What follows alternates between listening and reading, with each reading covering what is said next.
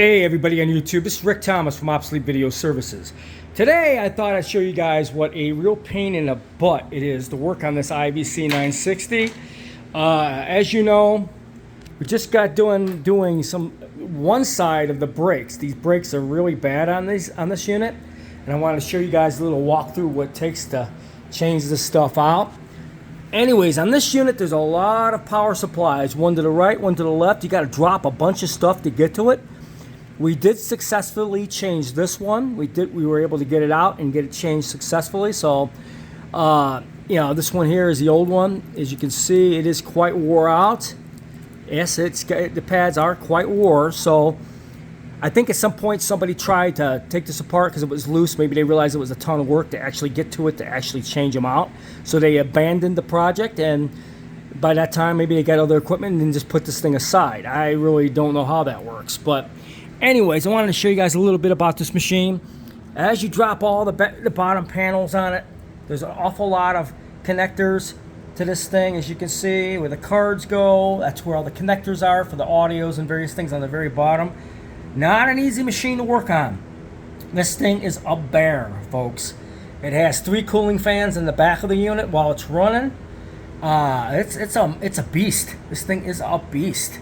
But I could see why it's the best of the 1-inch IVCs. It really, truly is. This thing is built like a brick house. I mean, it is state-of-the-art, high quality for the time.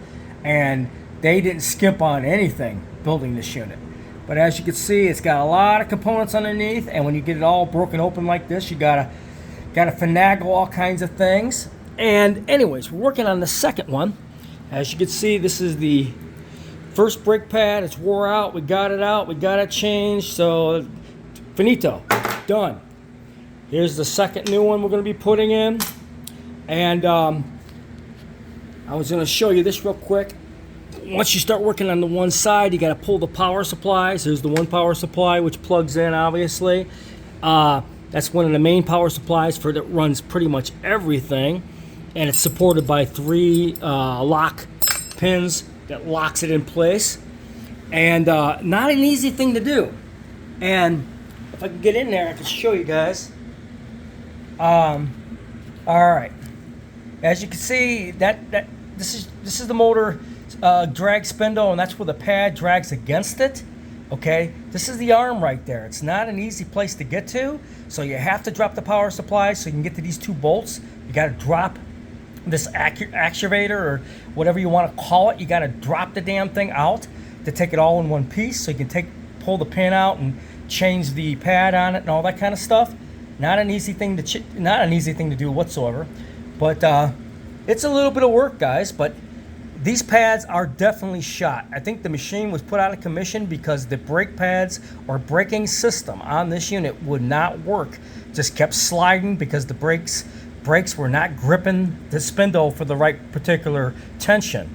And that's common on all reel-to-reel decks. I mean, different type of configurations, but most reel-to-reel decks have the tension problem with drag and all that. You got to either replace them or reset them or whatever.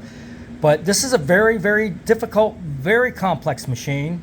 I can see why they put so much money into it. They put a ton of money into this design. This is state-of-the-art for this machine. I am not kidding you.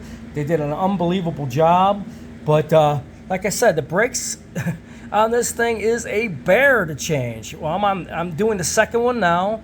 Now that I know how to do it from doing the first one, I'm able to drop the second one, remove the power supply, get it out of the way. So now we'll be able to get the second brake in place. Once we get the brakes done, it's pretty much the only user-friendly changeable thing on this thing.